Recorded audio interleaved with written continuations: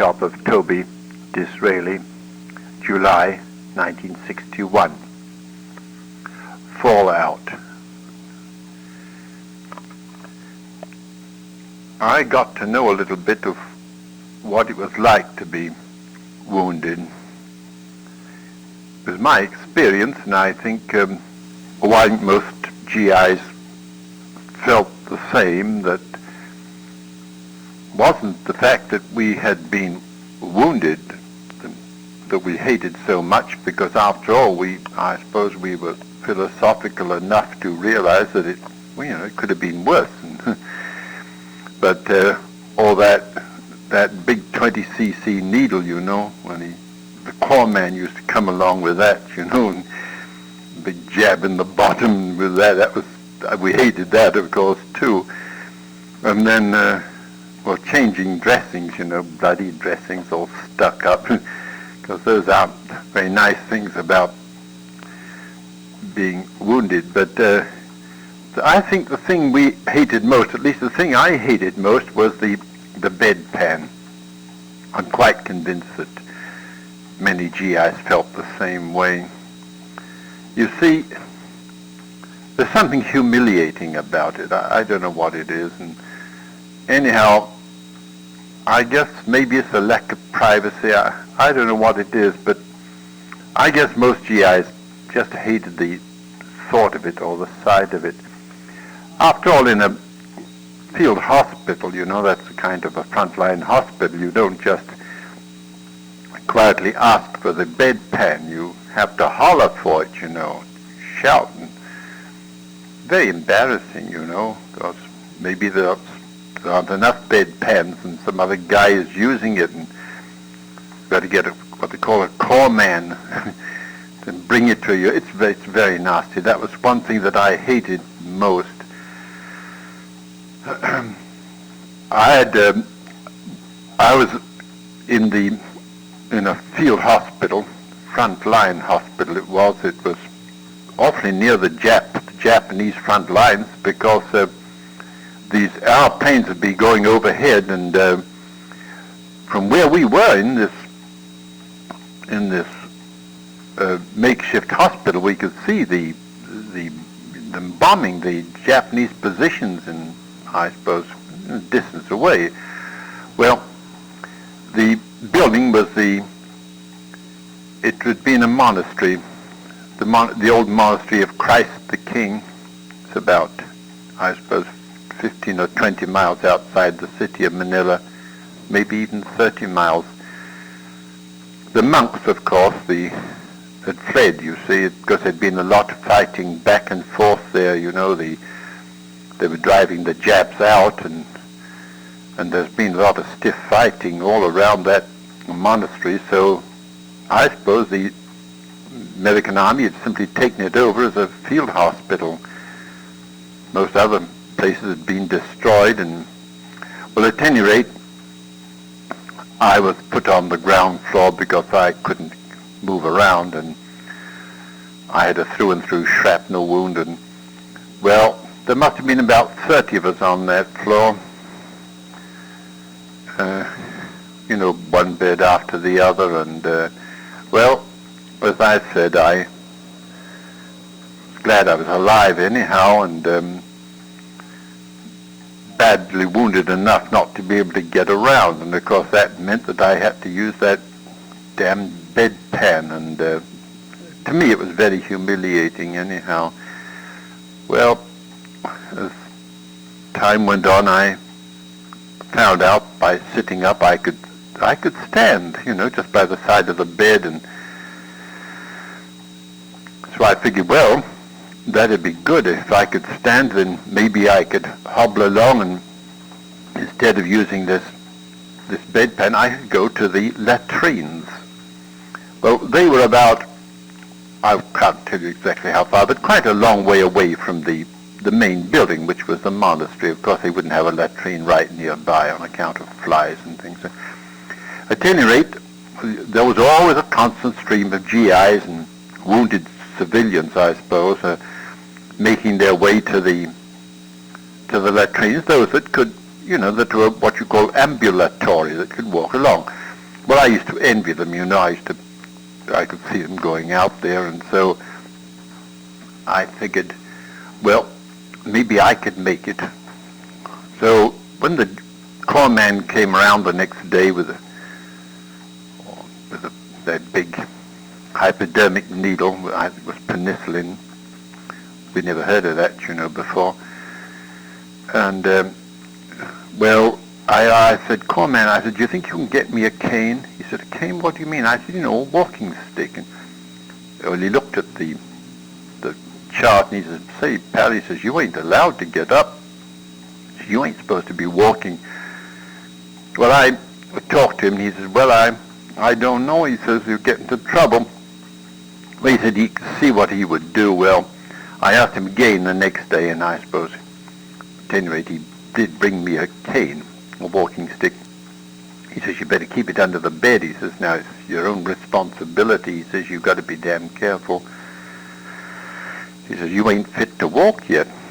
Well, when he was gone and there was no more supervision, one day I just figured I'd make it to the latrines. It was a very long affair, you know. It was a 12-hole latrines, you know. There 12 guys sit down all at once. I hadn't seen it, but I'd been asking about it.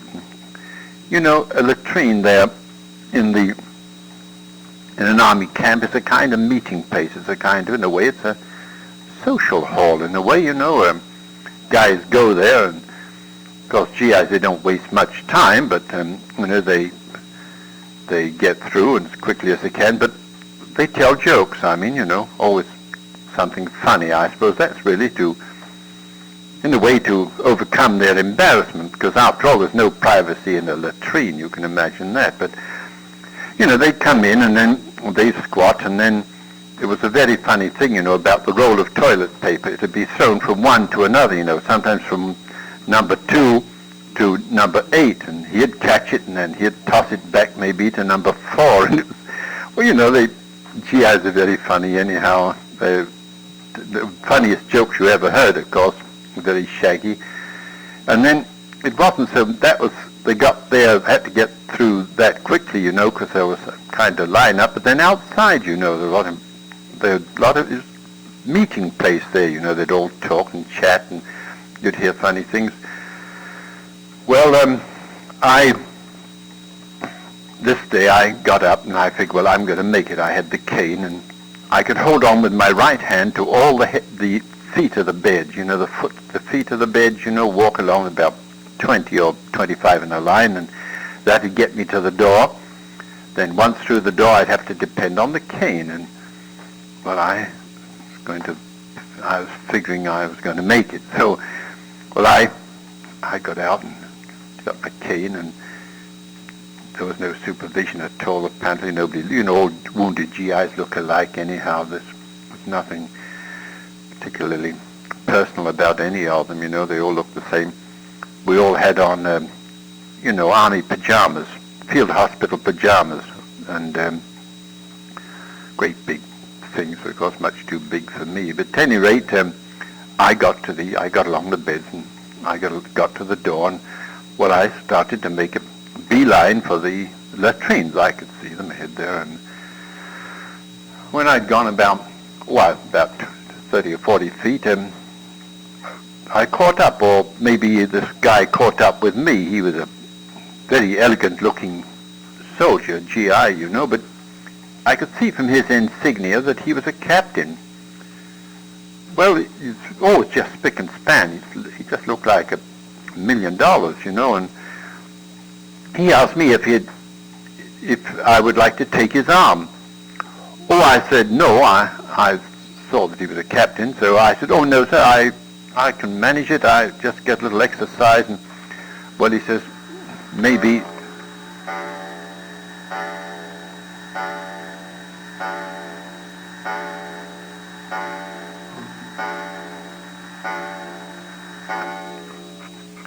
That's that grandfather's clock again. It always bothers me.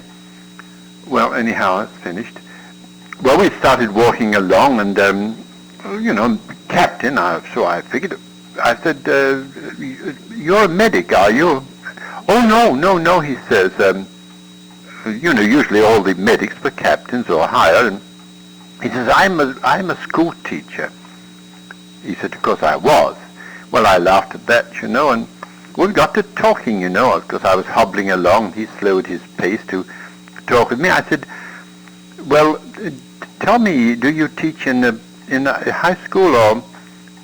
I figured maybe he did. Oh, well, he said, that's where I started, but he says, I'm teaching in the university. But then I knew that he must be a professor, so I think from then on I called him professor. At any rate, we were going along towards the latrines, and I said, tell me, Professor, what subjects do you teach? I was very interested, of course. He spoke very well. And he says, I'm a sort of an oddity. He said, I teach Latin. He says, that's my main subject. Oh, I said, that's awfully interesting. I said, that's one subject I hated more than anything else in school, because the reason why I hated it wasn't because I didn't like Latin, but because I hated the teacher. He was a horrible creature. I can still remember. He laughed at that. And he said, well, I do. He says, I pinch hit a bit. He says, I have a few other things, he says, to fill in. And he said philosophy and English literature. I said, well, I said, that's a terrific field. He says, Latin is my specialty. Well, he started to rave about Latin.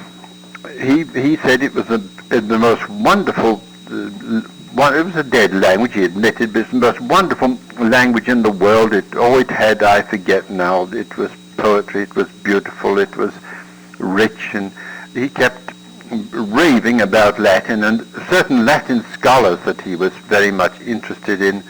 Well, as I say, we were getting on towards the latrines, and here he was raving about Latin. He told me one funny thing. He said, I asked him about Greek. He said, it's a funny thing you asked that. He said, you very seldom find anybody that is a Latin teacher that is also Greek. He says, because you either have a Latin mind or a Greek mind, which very seldom do you find one with a Greek and Latin mind.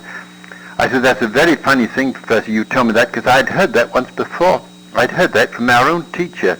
He laughed. He said, well, I guess he was getting interested, in the subject of Latin, trying to interest me in Latin. Well, we were approaching we were close to the latrines, and one came over. It was one of those whistlers, and we stood there dumb-like, both stopped, and of course, and we looked up and followed, the whistle without looking up. Well, of course, that's very silly, because by the time you hear the whistle, the shell is a long way away, because sound travels. So at any rate, he did that, and I said, did you hear that, Professor? Yeah, he says, that's one of those 103 millimeters. I said, yeah. I said, I've had some experience with them. And I stood there. I said, Professor, they always come in threes. Well, he didn't listen. He kept on talking about Latin. So we walked along a bit, and we came to a big, it was a big hole in the ground. It was a crater. It couldn't have been a shell. It must have been a bomb, a Japanese bomb, that evidently a near miss on that monastery, you see, because they'd tried to knock it out, we had heard, but the hole was all about 20 feet deep, I guess, and about 30 or 40 feet wide. It was a big hole. And so I said, say, Professor, I said, look, you're still talking about Latin. I said, Professor, look, they come in threes. Oh, he says, that was a dud. Did you hear that? You didn't hear that one go off? I said, yes, I realized that. He went fast, but he says, it didn't go off. He says, never mind. He says, it's gone miles. He says, they haven't got us zeroed. I said, Professor, maybe that one wasn't so far away.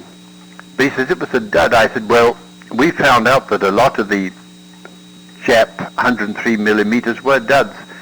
But I said, let's get into this hole, because they do come in threes. Well, I don't know what was wrong with this guy, but before we could get into the hole, another one came over, was whistling. Well, it seemed to me nearer. That was one sure thing. It seemed to me either lower or nearer. We stood again there, dumb-like, and followed it with our eyes, you know. And I can't, but he was, anyhow, a Latin teacher, captain. Well, I said, no, look, I'm going in, Professor. It was a dud, too, number 2.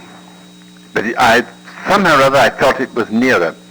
Well, it was hard for me to get down into that hole, you know, because I had on these GI pajamas and the stick, and I couldn't hop or bend. I had to. So I sat down on the ground, let my feet dangle over the edge, and then I slipped down in on my fanny, you know, and my cane. And, well, I was down at the bottom. He came in, because he came in much more gracefully. And I said, you know, Professor, you'll have to kneel down or lie down and keep your hands clasped on the back of your head. Yeah, he says, yes. And well, he still started talking about Latin. And, you know, here we were in that shell hole, you know, and I forget now, he was talking about co-educational teaching and how much he thought that young people should become more interested in Latin. Well, then it happened. It was number 3. I knew they came in 3. Well, I don't know whether we heard the whistle or not, or at any rate, it was I always used to close my eyes when I was lying down waiting for a bomb to fall somewhere on us or nearby. Fortunately, they always fell nearby. But you had to keep your mouth open, they said, and put your hands at the back of your head. Well, I just put my hands at the back of my head, and this third one, here was this professor yakking about Latin. Well, it hit me by. It was a terrific explosion. The whole ground shook, and the funny thing I remember was that my pajamas, they blew out like a balloon. I noticed that when I'd been under shell fire before, and when in cots in hospitals there before where we'd been shelled, the blankets jump up, and sometimes the whole bed jumps up. Well, at any rate, my pajamas blew out, and there was this frightful explosion. And then it doesn't end there, you know. It's what comes tumbling down. We knew that, you know. And some of the things that tumbled down are as big as a man's head, and that's why you have to wait until they've started tumbling to know whether you're going to live or not. It's not just just a bang. Well, this stuff poured down on us. It was stones and it was gravel, and some big pieces we could hear thump down, and well, I suppose by the time it had stopped, I opened my eyes. I had them closed. I was scared, and there was the professor. He was kneeling, and he said, just look at my uniform. Well, it was as far as I could see, because I was covered, you know. A lot of the dust or dirt was still falling. They were small pieces. But he looked funny. He looked freckles, as though he had freckles all over him. It was on his face, too.